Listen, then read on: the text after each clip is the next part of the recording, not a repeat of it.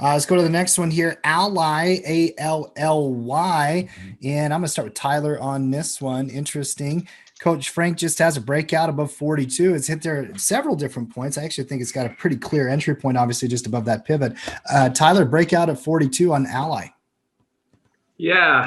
I've used Ally Bank before, and they got a slick app. So I like their product. I think you could even do a flag here if you wanted to take a quicker entry in anticipation of the breakout.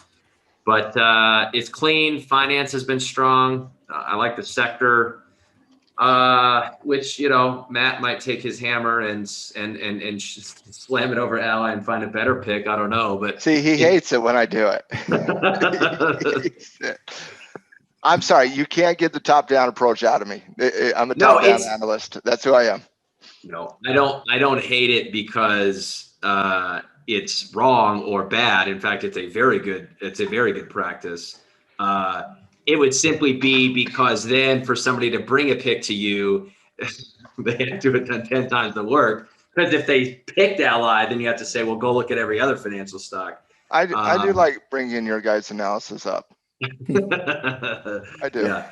No, but Ally I'm not saying anything negative on Ally, by the way. So go. Yeah, it looks good. The flag's good. The breakout's good. Every other breakout and dip has been a buy since March. I see no reason why you would bet against that. Well, and fintech. I mean, we know the strength of fintech out there, and Ally is part of that strength in fintech. And you got an interesting little candidate here that you could be patient and just wait for the breakout because you got the analysis waiting for the breakout, and it would be a really good breakout. Yeah. I think you got the flag to front run that breakout though. Well, and that's the thing is if it comes down enough from the resistance zone, then it's like if you're gonna take the breakout, do you want to front run it? Yeah, and I'm with you. If it's a strong stock, strong sector, and I wanted to buy it anyways, I'm inclined to do something on the dip. And you could always split the difference and do half and half too, right? Well, and what I like that's, and it's weird, but what I kind of like that's setting up on Ally here, if you'll go to the 30-minute chart there, here's what I like, and draw me a trend line of resistance on that 30-minute chart. Okay. And you want it? No. Yeah. I want that one. Yep. You drew the first one. I like the fact that we're breaking out of that range, that little 30-minute range there. And then the last hour or so, it played defense, forming a pretty good trigger above that daily high. Yep. And so if you are going to be aggressive here, and this is, I think this is an important point, just if you're talking about front running and the front running a potential breakout. And Tyler, before I go deeper into my analysis here on Ally, can you just explain what front running a breakout is? Yeah. Yeah.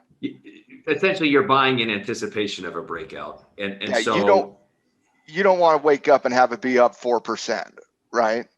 Correct. Yeah. So the upside is you avoid that scenario where the next morning it's up 4%. And you're like, well, okay, I missed it. I should have bought it yesterday. The drawback is you have a little less confirmation. So you're giving up some confirmation to get a better price. Agreed. And typically, like I go back and forth on it, right? Like every trader does. Right. We always go. Sometimes I like confirmation, like a close, and sometimes I don't. Right? It is a subjective analysis, but what gives me confidence in making the decision to front run, or versus wait for additional confirmation, is patterns that develop before the breakout. And when you're looking at Ally here today. And yes, you are overextended coming into a potential breakout to a small extent. You ran from 37 all the way to 42. Mm-hmm. But when you look at the last 3 days of that short-term consolidation, you got a bullish flag-based pattern with confirmation right now in front of that $42 breakout. I think you got the intraday analysis with the technical trigger in front of that breakout to justify taking the risk that we don't break out and resistance holds. I just think having that analysis going into it, it helps you make a decision whether or not you want to be aggressive here. Mm-hmm. and front run, whether you want to be a little bit more conservative and wait for that additional confirmation on Ally. And I don't think anybody would fault anybody for waiting, and I don't think people should fall for front running here, because I do think you got the analysis to pick.